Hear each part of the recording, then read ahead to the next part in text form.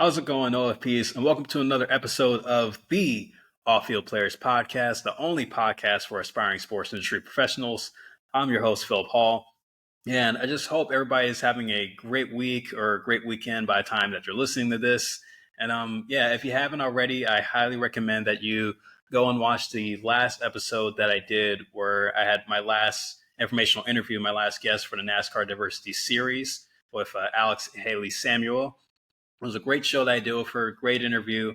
And just keep up to date with all the new episodes that are coming out for the Off-Field Players Podcast as we continue to grow the OFP family. And I have a lot of cool ideas that I have in place, knowing that the NASCAR Diversity Series project has come to an end. It's over. So I'm transitioning into putting out new content for the podcast going forward. And the new ideas and the new concepts that I have that I'm working on at the moment that I'm happy to be working on, and also to be producing for the podcast soon. Yeah, they're going to be some good ones. So highly recommend that you continue to support and the podcast on all the platforms. And speaking of which, before I go any further, I want to make a quick announcement that the Off-Field Players Podcast is actually now expanded onto different podcast platforms. So we've expanded to Google Podcasts, Radio Public, as well as Amazon Music. And of course, we're still putting out the episodes on Spotify, iHeartRadio, and the video version for the YouTube channel. So make sure to go and follow, subscribe to keep up to date with the new episodes that are coming out relatively soon. And also make sure to go follow the Off-Field Player Podcast on Instagram. And that's right. I create a Instagram page for the Off-Field Players Podcast where I showcase the reels of the recent episodes that have been uploaded. So you can go follow the Off-Field Players Podcast at OFP _podcast. Again, it's at OFP _podcast. So make sure to go follow the podcast on Instagram to keep up to date with the upcoming episodes. And also go follow the podcast as well on Twitter. It's just Off-Field Players Podcast with Philip Hall. Just type it in, go ahead and follow, and keep up with the tweets that are going to be put out to keep everybody updated on the next steps and what's going to happen for the podcast going forward. So with this new idea that I had coming up, I was inspired by this because since I've been back home from Daytona after spending the summer there interning with NASCAR, I had some time to just relax, kick back, and also keep up with the sports documentary series that have been put out for in recent years.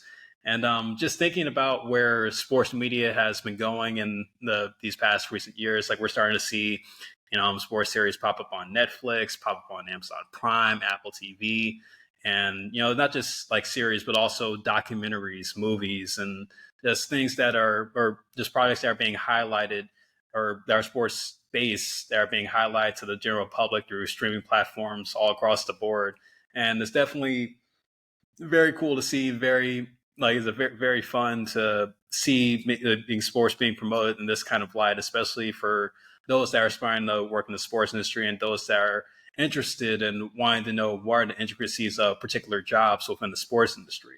So an idea that I had for the episode that I wanted to put up as of this moment is it all comes from watching the series called Hard Knocks. So for those that aren't aware of what Hard Knocks is a series that started back in 2001 by NFL Films to cover the preparation of NFL teams in training camp or in season. And yeah, that's right, the NFL, the National Football League. I'm sure everybody has heard of it, knowing that we're right now going into football season. Preseason games are already off and rolling. And also college football is coming up as well. So, of course, everybody's going to be glued to the TV and glued to the radios on the football season that we have up ahead. So as far as how Hard Knocks has been producing their series, they've actually began to do an in-season edition for a particular team. So it was actually in 2021 with the Indianapolis Colts that they started doing Hard Knocks in season, where they would be documenting the season for a particular team. And as of recently, I've been binge watching the Hard Knocks in season series for the 2022 Arizona Cardinals season. And it was very interesting to get into this because I'll be honest, I didn't really know much about Hard Knocks. I mean, I saw some clips about the show on social media before in the past, but just to sit down and just to take in the series that they just put out last season for the Arizona Cardinals, and also the series for, the season that they're doing this season for the New York Jets, you begin to learn a lot about what's being involved and what they're highlighting in the series. And for me to, come on here and promote the occupations that are out there for the off-field players, for people that are wanting to work in the sports industry, the OFPs are going to get a kick out of what I have to talk about when it comes to discussing Hard Knocks, as well as the other sports-based reality TV shows or documentary series that I will be doing breakdowns on later on in the future.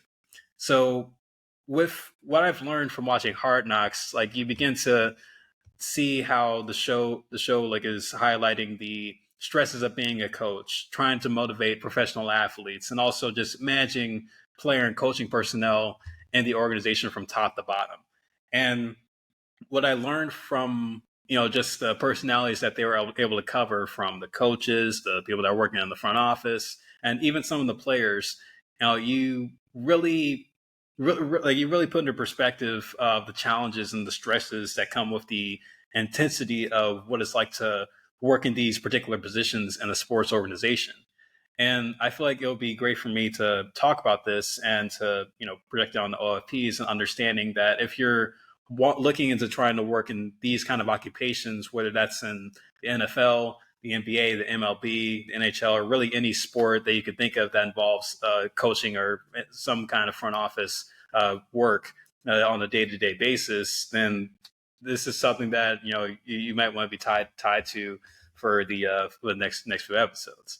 So going back to when I first started watching Hard Knocks and just looking at how they were documenting the Arizona Cardinals in season, um, this series, it really was fascinating to hear from the different personalities that they cover on. And I want to begin with the former head coach of the Arizona Cardinals, at least now, Cliff Kingsbury, who was head coach for the Cardinals last season, 2022-2023 season.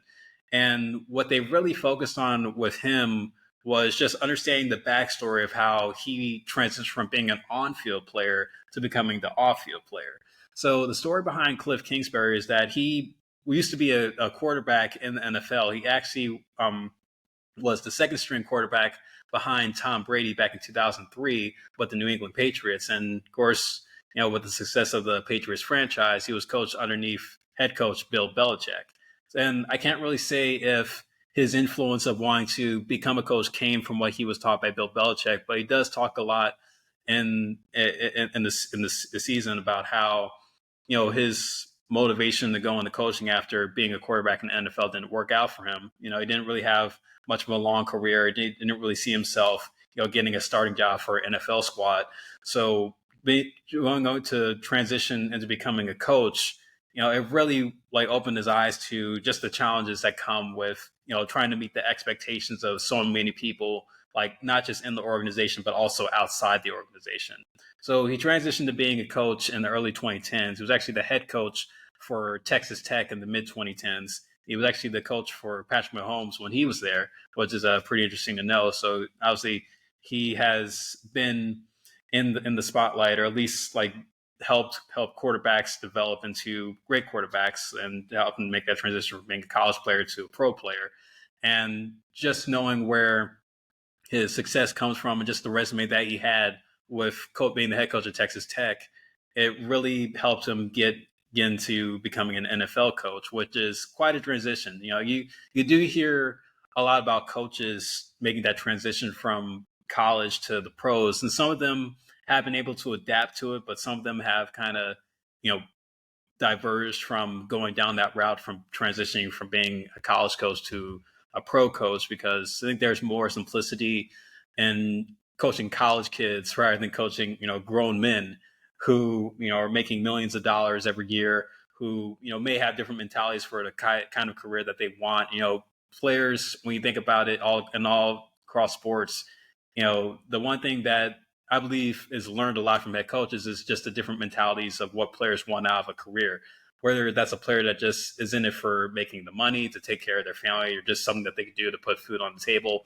Or, there's players that want to just have like success. They want to go out and break records. They want to win championships. They want to, like lead the league in passing yards or, touchdowns, rushing yards, like whatever comes to mind.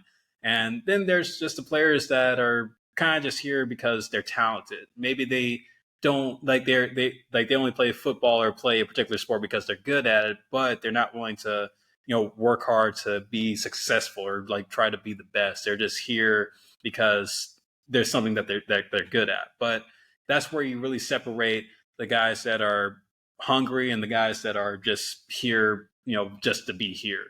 And when you think about Cliff Kingsbury for the type of players that he's coaching at or was coaching at the Arizona Cardinals, his expectations for him to win really was focused around the star players that he had. So when it comes to the star players, the Arizona Cardinals are led by their quarterback, Kyler Murray, as well as their, number one wide receiver, DeAndre Hopkins. This was in 2022.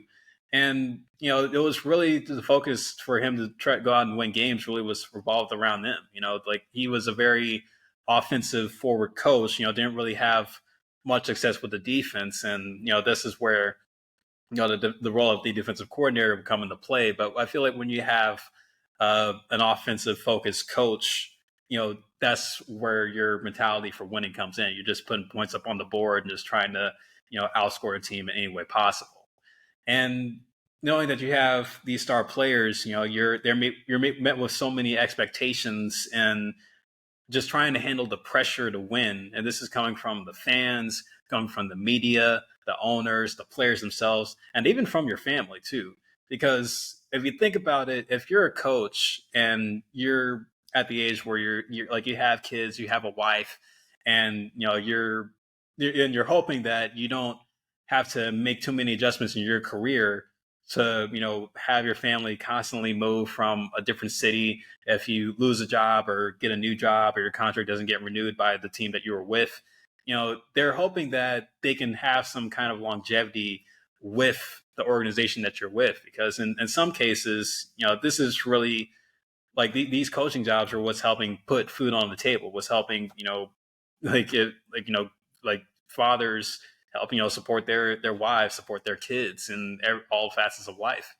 And just thinking about all this pressure that was being put on Kingsbury, it was crazy. I mean, just seeing, going into these press conferences, because there's another thing what comes with being a head coach is trying to deal with the media, because the media is, they can love you, they can hate you, or they can do both. And when you see, or when you get adapted to answering these tough questions that these reporters or these beat writers have, and just trying to help people from the outside, like the fans, understand the state of the team, just trying to get the inside perspective, then you have to be ready to handle the questions that come at you. Like, and these questions could be hard hitting. There could be some softballs, or maybe there could be some questions that can possibly, determine the state of your job in the future. And I think that's the crazy part about being a head coach, and really something that comes with the territory for the OFPs that are trying to go down that route, is that, I think when you watch Hard Knocks, it really helps you understand just the pressures of the job. Because I think with a job like in coaching, what comes with it is just the pressure, the expectations that need to be met, and also the relationships that you have to have with the people that are in the organization with you. And another thing that I learned from watching Hard Knocks and just how it translates to the intensity of what it's like to work in the sports industry is trying to build the trust with the line and the position coaches. Because, even though the head coach is the one that's calling all the shots and, deciding what plays need to be run, they're getting that help from like the defensive coordinator, offensive coordinator, the wide receiver coach, the quarterback coach, who are also off-field players in their own right. And just trying to trust in them, trying to have these meetings going into there, just to ask them, hey, so what are we going to run this week against the 49ers, or what we're going to run this week against, like the Packers. I mean, like they have a game plan every weekend that, their focus and trying to adapt to every new team that they go across, it's a battle. And knowing that this is a long season for these guys, even though, the season may not be as long as other sports, there's still these expectations to go out and win games every weekend. And it's not always a guarantee that you're going to go out and win, but at least, you can see the preparation that you go into, because you could prepare as much as you can and trying to figure out a way to beat your opponent, but your opponent is working just as hard to find a way to beat you. And that's the one thing with comes being a head coach, is that you have to prepare for everything that comes into play.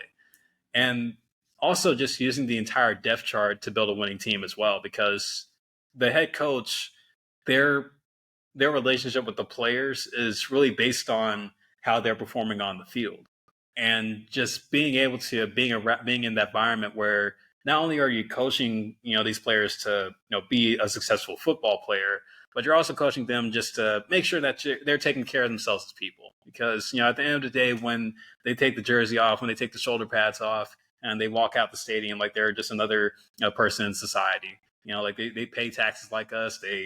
Like they go to the grocery stores, like they drop their kids off at school. They do everything that we do as regular people, but at the same time, they're still like working in this occupation that's very cutthroat.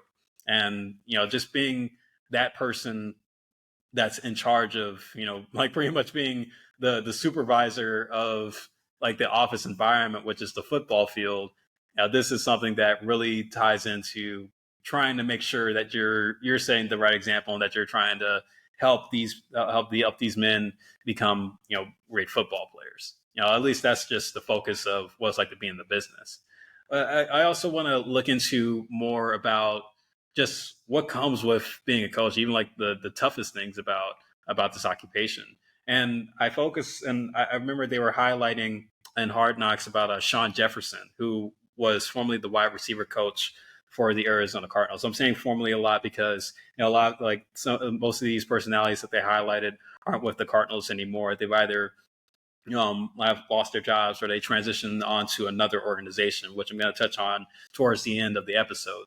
So with Sean Jefferson, there was one cool thing that they highlight in the early episodes, where when the Cardinals were playing the LA Rams early in the season, Sean Jefferson was actually coaching against his family being his son, Van Jefferson, who was a wide receiver for the LA Rams. And of course, this is, the Rams, like this is like after the season that the Rams like won the Super Bowl. So expectations were high with Van Jefferson trying to come in, trying to help the Rams repeat for a title, which is something that they didn't do, like last season. But I'm saying last season going into this season because, football season's already started. But what was interesting to see about Sean Jefferson and what he was talking about is that, when they sat him down for the one-on-one, he mentioned how the toughest thing about being a coach in the same league that your son plays in, you can't focus so much on trying to root for him, like when you're playing against him, and you can't focus so much on your son rooting for you when he's playing against you, which I thought was a very interesting take, because I'm thinking like, man, if imagine if you're playing against like your blood relative in the same game as you. I know, like, who do you root for? I mean, even Sean Jefferson's wife, or in this case, Van Jefferson's mother, she was debating on who she wanted to root for in the game when they played against each other. Like, it's either you're rooting for your husband or you're rooting for your son, and just being able to have that tough decision where in some cases maybe like you're in a house that's divided because of the different organizations that you represent and the sport that your personality in. It really just shows like the challenges of like coaching against family. I mean, like, of course you want to see your family succeed in any way possible, but like when it comes to the case of trying to coach against them, that's tough. And I mean, it's really tough to hear Sean Jefferson talk about that, especially when he pretty much like developed his son to become an NFL wide receiver, and just wishing all the success on him, just trying to make sure that he has a successful career, just as he did, as a coach, or as he's doing as a coach. I mean, it really does show that challenge of trying to coach against family and just being okay with it as well.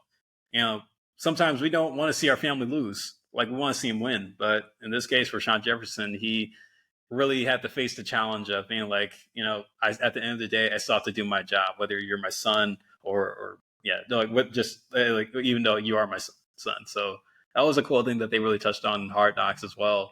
And then going forward with just the transition of the defensive coordinator with Vance Joseph. So Vance Joseph, like how they were highlighting him, they were adapting. Like he really emphasized, just with him being in the position as the defensive coordinator for the Cardinals, adapting on a weekly basis. And the one thing about being an off-field player or an OFP is that you're going to come across situations where you're going to have to adapt every week. And this is even if you're not in a coaching position. Even if you're not a coach, you're still, getting assigned a new task every week, whether you're working in marketing, ticket sales, or communications. I mean, something new is going to come up, and it's up to you to, make that change to be able to learn as fast as you can about, what the task is at hand. And with Vance Joseph, knowing that he has to come up with 18 different, playbooks for the defense, like for every game that he goes into. I mean, just seeing what it takes to be a defensive coordinator and trying to draft up a new defensive scheme every weekend. I mean, that's a tough task to be able to get into, and also just the expectations of performing on defense. Because the one thing that is really focused a lot on coaching is that defense is what helps win games. It helps win championships. It's a huge component in the success of a team on the field. And for a defensive coordinator, I mean, their sole responsibility is just to make sure that their opponent doesn't get points on the board against them. And just for Joseph to be able to adapt on a weekly basis, it really does learn, how much is at stake with understanding that if a team scores more points than you, then you lose the game.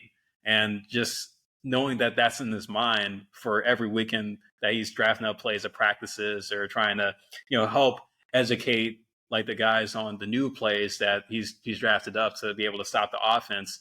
I mean, you have this component of, like understanding like a problem solving.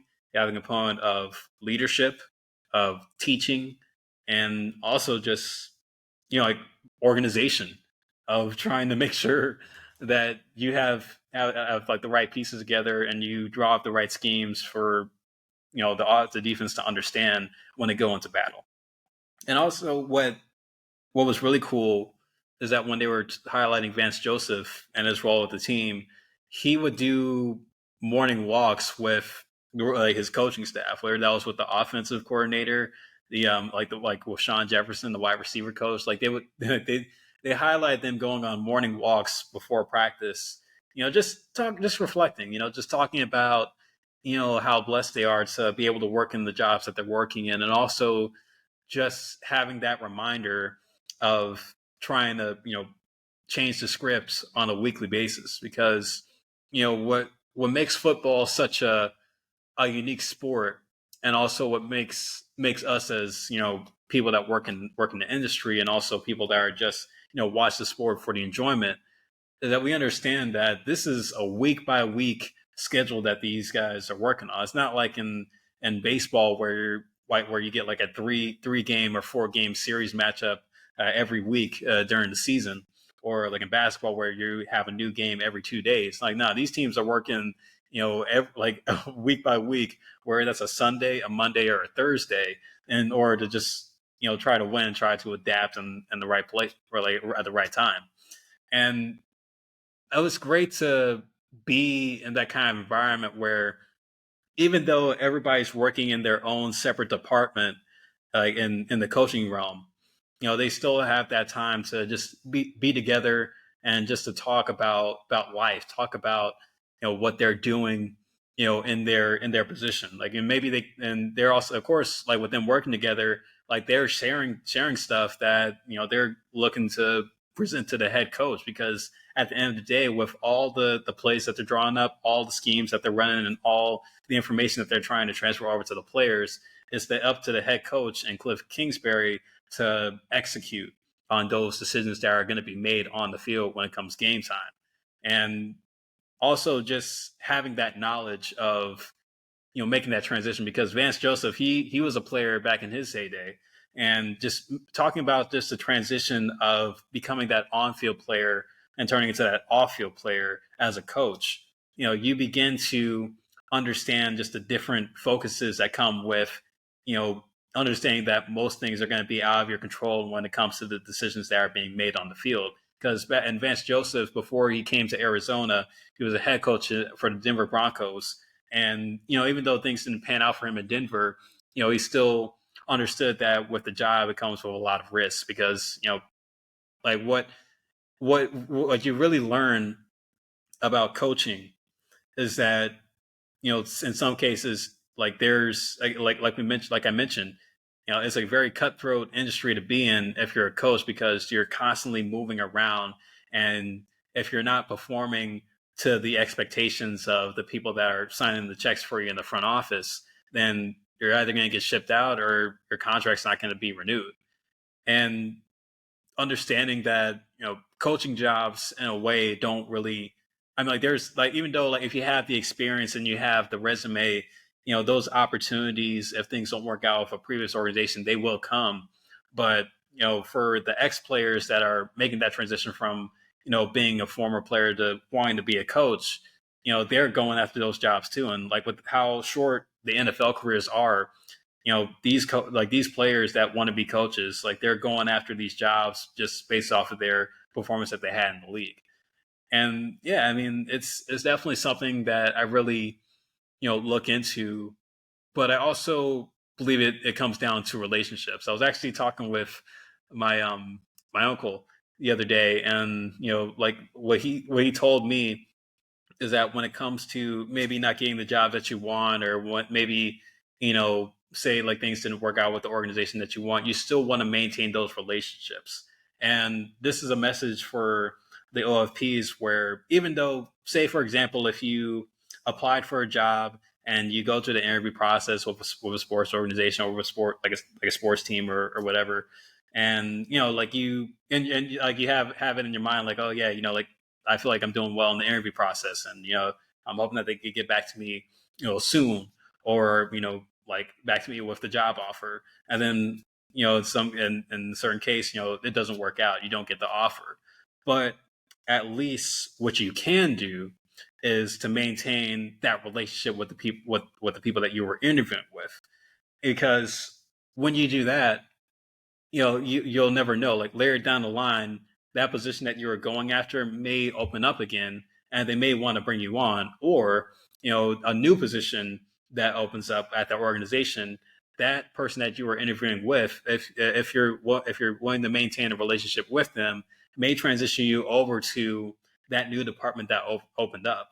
And this is a common thing when it comes to the front office work, but it's also a common thing when it comes to coaching. Another thing that my uncle mentioned to me was that, say for a player that didn't get drafted by a particular team but still made it into the league, they'll still be able to have those relationships with the coaches that they talk to, with the scouts that evaluated them. And like yeah, like maybe they'll, like at some point they'll come across them later on in the future, or even play against them, but at least they'll still have that relationship. I mean, like right now, I think is really cool in sports is that there's a lot of buddy buddy happening. But it's also a good thing and a bad thing. You don't want to have too much buddy buddying going on, because maybe you don't want to be too tied where it kind of conflicts with your loyalty to the organization, where maybe that person, like that buddy that that's working at a different organization, may probably try to talk to you, trying to come work with them. But at the same time, you want to maintain your commitment with the organization that you're working with at the moment. And there is some, like a fine line that comes with that, but at least you can have that relationship where you know somebody in the industry that's willing to help you out if things don't work out in your way. And I think with coaching, yeah, that's a huge deal of what comes with that. And just kind of focusing more on the transition with what they were talking about with Cam Turner, who's the quarterback passing game coordinator, or was quarterback passing game coordinator with the Arizona Cardinals. It really comes down to how you're teaching your players as well. Because with Cam Turner, his responsibility was making sure that he educated every quarterback on the depth chart on understanding the plays, understanding the passing game, you know, how to run, like how you're going to pass to your wide receivers, like during a game or during practice. And with the injuries that the Cardinals were facing during the 2022-2023 season, it really revolved around the quarterbacks. With Kyler Murray, he had a season-ending injury where he tore his ACL. And even with Colt McCoy, he was out for a few games, so they had to call on the third string, Trace McSorley. And understanding that even though you may not be starting the games, or you're not exactly, playing, like being like the main character, or, you're kind of like, you kind of see yourself as an NPC and trying to, make your way getting the starting job at QB, understanding that's the most important position in football, like the guy that's, being the on-field captain. You have to also understand that it comes with trying to understand and trying to learn from your coordinators. And I think what's really cool about Cam Turner's occupation as the quarterback and passing game coordinator is that he's the one that's dictating how the quarterback needs to think on the field. Even though like we have like the offensive coordinators, and their responsibilities and making sure that, they holistically succeed on the offense drives, there's still that role of trying to be the close mentor, or at least like the in-class teacher as a quarterback coordinator. And what Hard Knocks was able to do, which I really liked, was that they actually had cameras inside the meetings for the position players. And like there was a meeting room for the quarterbacks, there's a meeting room for the wide receivers, a meeting room for a defensive lineman, for the offensive lineman, and like all across. I mean, everybody was, like during the week, like just to prep for practice and prep for games. Like they were sitting in meetings, going over plays and watching film, and just trying to improve on their mistakes, like trying to add something new to the schemes that they're running on Sunday, on Monday and Thursday.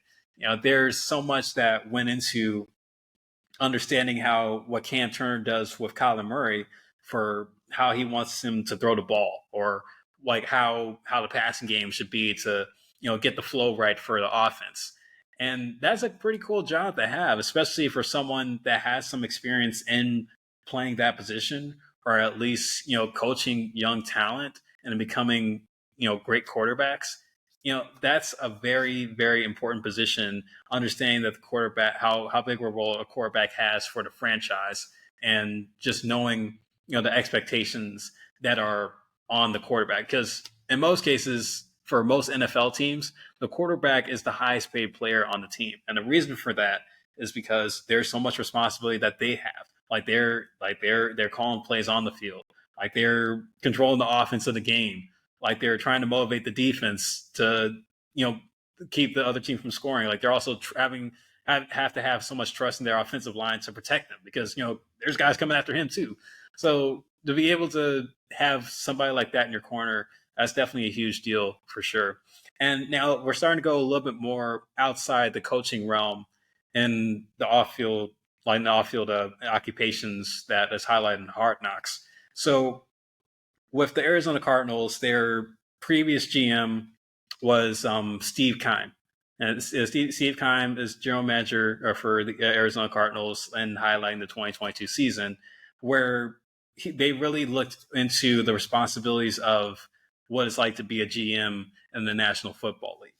And I feel like with a GM, it's it's a very it's a very interesting position, and I feel like it's a very underrated off-field player position within a sports organization.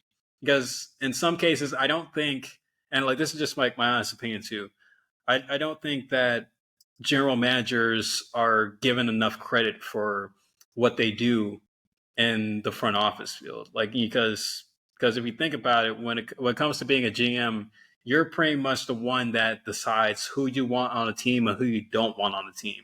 You're having a say in who should be coaching, who should be the quarterback, who should be on the O line. You're also looking into the guys that you're drafting, that you're resigning, that you're cutting, you're trading, like roster moves, like even with the coaches, like you're looking in who needs to be replaced, who needs to be hired, and just trying to make sure when it comes to dealing with cutting players, resigning the players, trading them, roster moves for players, and even the coaches, and meeting the expectations to win. There's a lot that goes into trying to make sure that you meet those expectations for who you believe is going to be the best fit for your organization. And I feel like with a GM, especially in Steve Keim's case, one of the challenges that he really had last year with the Cardinals was just injuries. Dealing with player injuries was a big deal for the Cardinals. I mean, there was even like something that they highlighted in the series with JJ Watt. With JJ Watt, he had a health scare and like during the season, and like he was on, like they had to take him out for a bit because it was life threatening at one point. And of course, with like his quarterback Kyler Murray. I mean, Kyler Murray went down like the end of his season, and just trying to motivate the next guy up, and Colt McCoy, who what hasn't really been known as a guy that was start a QB, but still making sure that, hey, we're one man down and we need you to step up. Steve Keim had to go in there and give him the motivation to be like, hey, you're like, you have to help us get to where we need to go, especially with our star guy out. So like is your go. And just being him, like with him being in that position where he's utilizing the entire depth chart, like it really is daunting in a way, because you think about what comes with being a general manager, because the general manager, they have their own expectations themselves, like from the fans, from the players, like from the media, and even from the owner, because in some ways, like the one way for a GM to be hired is by say of the owner in some cases, because they're hoping that, hey, this, because what the GM does is like they go to the owner for like financial reasons, for player and coaching personnel reasons. So the GM answers to the owner and making sure that things are running swimmingly in the organization, from top to bottom. And just also having that mindset of, you're constantly improving what the on-field performance through the decisions that you make in the front office. You're like, your task with so many different, like areas, like within the organization. And I think that's the great thing about being a GM. And I know that there are some folks that are OFPs that are out there that aspire to be in that position of a GM, to where they want to make those calls, they want to make the trades, they want to draft the next generational talent, like they want to sign like a big name free agent during the off season. And there's a lot that comes with it, and also a lot of expectations that have to be met in order to be able to handle that kind of pressure and that kind of level of responsibility, to be able to have your organization succeed. So now I want to more transition more into the role of the owner, because yeah, even though some people may disagree with like the role that owners plays that owners do play in the sports industry, the owner is still counted as an off-field player, because even though like they may not be as hands-on as the coaches or the GMs, they still have a lot of pressure riding on them as well, even though they don't have much of a say. So looking more into Michael Bidwell, who's the owner for the Arizona Cardinals, like they were really touching on him, not so much as the decisions that he makes for the coaching, or for anything like that, but or for the front office personnel.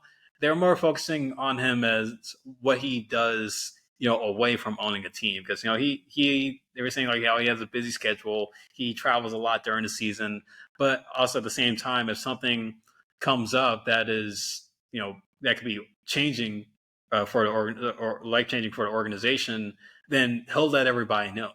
I know one thing that they highlighted was when the Arizona Cardinals went to Mexico during the season to play. They were playing the 49ers. Like they traveled to Mexico for the game, and then there was a report on how the former offensive line coach and Sean Kugler was actually in a situation where it was not a great representation of the Cardinals franchise. And yeah, like there was I don't want to get into the details because they're a little bit graphic, and I try to keep this podcast as PG as possible.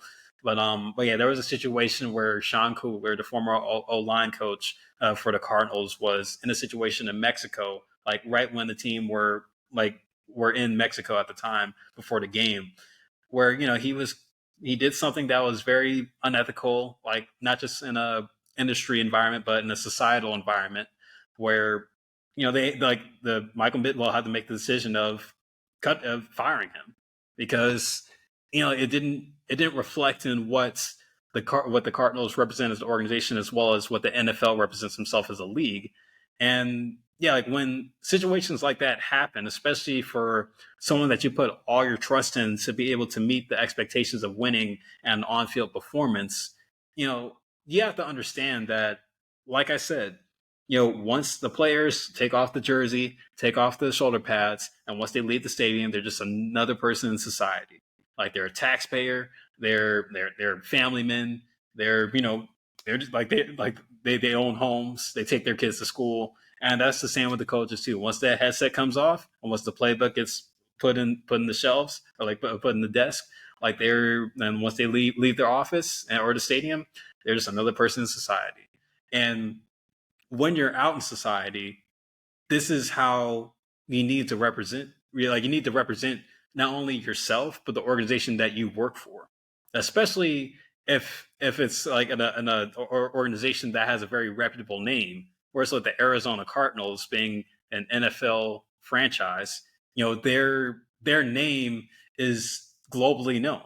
Where anything that is said in the NFL or that is said in the Cardinals, like the NFL is behind it as well as the state of Arizona, like they're behind it. So anything that pops up with in the media that is either good or bad, it has a reflection on what how the organization is ran and how the team is represented by the personnel that they hire.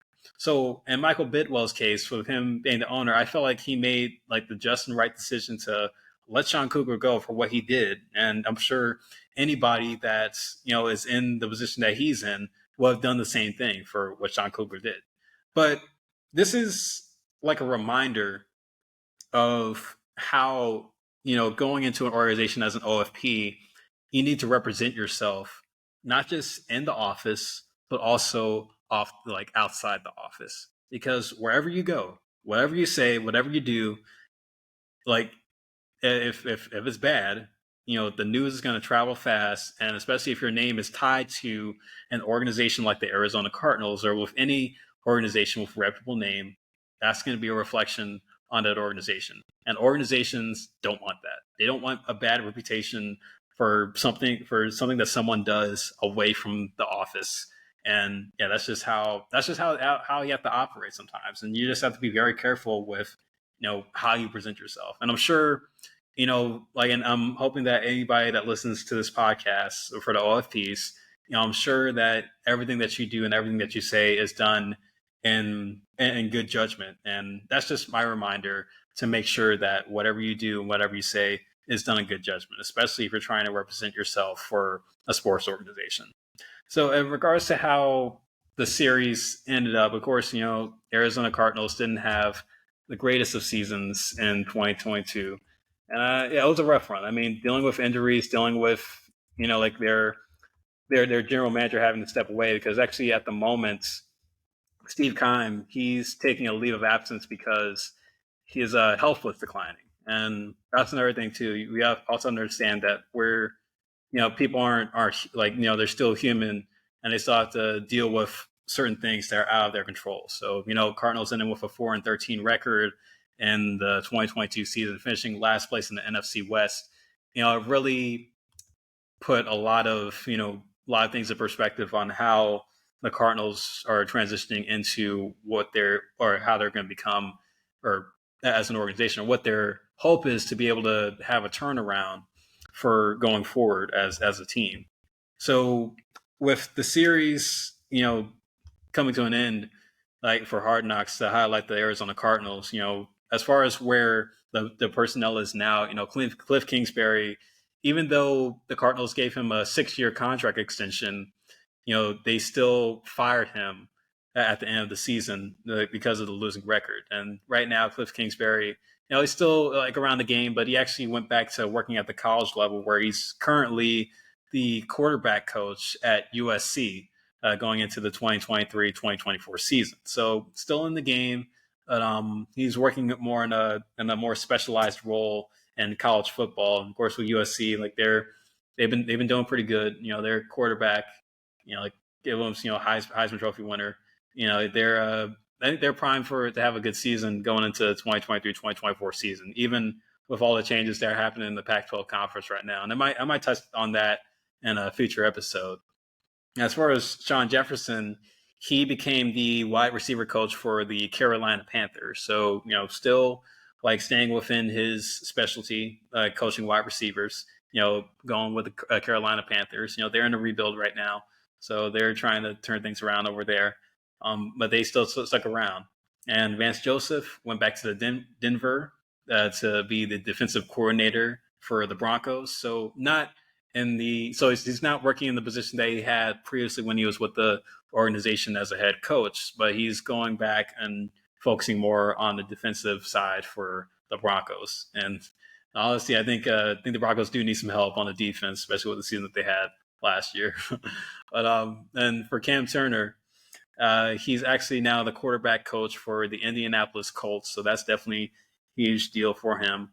Just staying within the realm of being a quarterback coach. So yeah, definitely good on him for doing that. And then Steve Keim, he's taking an indefinite leave of absence to focus on his health. So of course, with just having that reminder that there's certain things that's out of our control, and understanding that these men that are working in the sports industry, they're still human, and they still have to live life, outside of their, crazy occupations. There's just some things that are more important than the game. And, Steve Keim taking a leave of absence to focus on his health, it's definitely a big responsibility on him to be able to focus on what's more important. And, of course, with the Cardinals, I'm sure they're making their arrangements to make sure that the organization is operated fluently from the general manager role. And for Michael Bidwell, still owner, still hanging in, and just still writing it out. But overall, just the focus and what I was able to learn from watching Hard Knocks, and then also trying to, educate or use this to educate everybody about the pressure that comes with the intensity of working in the sports industry, especially in coaching roles and front office roles. You really see that this is not an easy task. I mean, nothing is easy if you're working in the sports industry.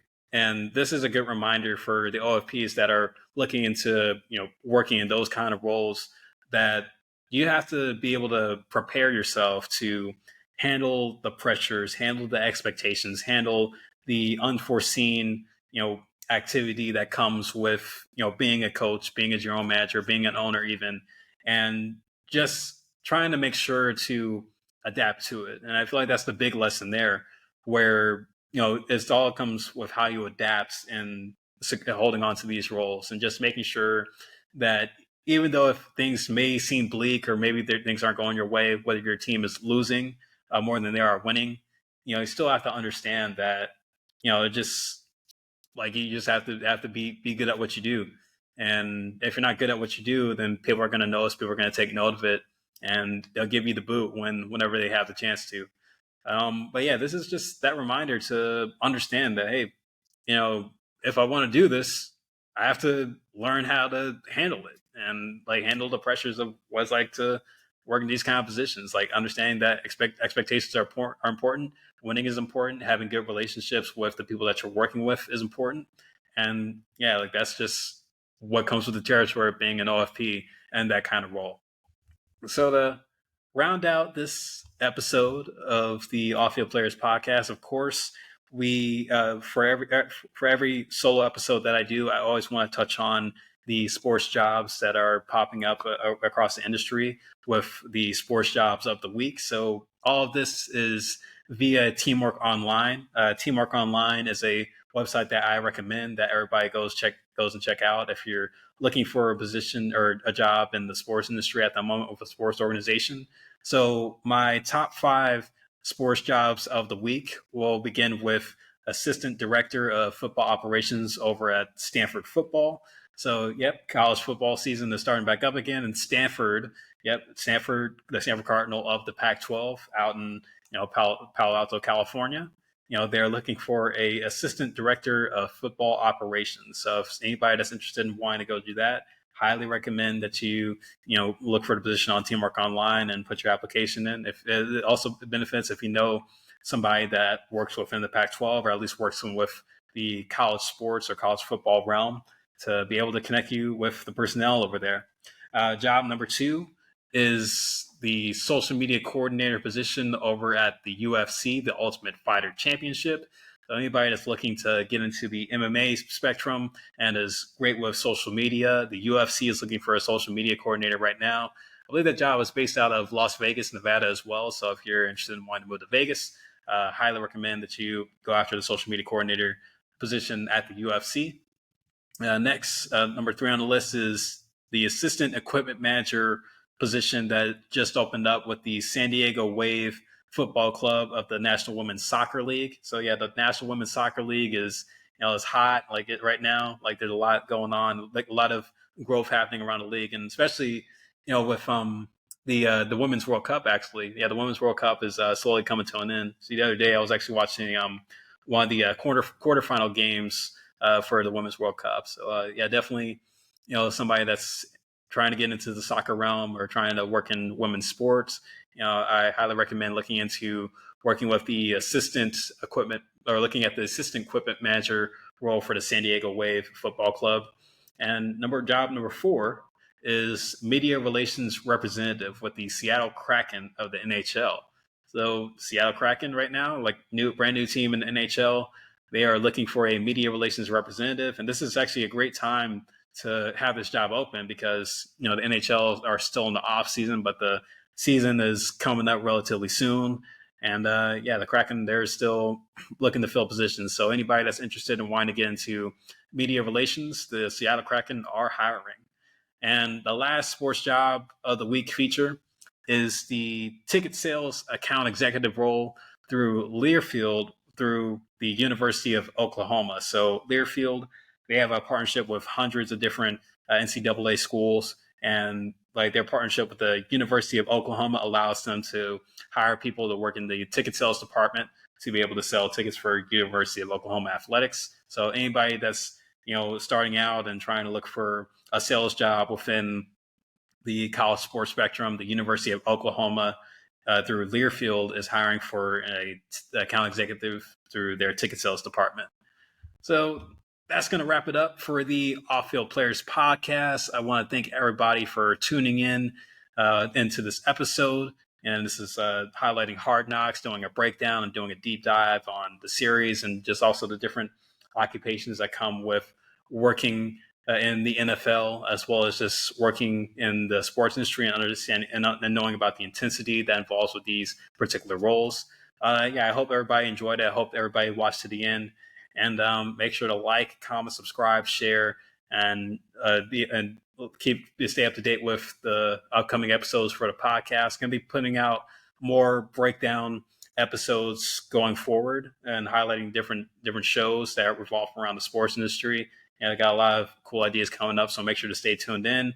And of course, if you watch or listen to the audio version of this episode, make sure to follow us on Spotify, iHeartRadio, Google Podcasts, Radio Public, Amazon Music, and of course Anchor. To keep up to date with the Off Field Players podcast audio version. And if you watch the video version on YouTube, make sure to like, subscribe, and comment for the YouTube page, and make sure to stay up to date with the upcoming episodes for the Off Field Players podcast, the only podcast for aspiring sports industry professionals.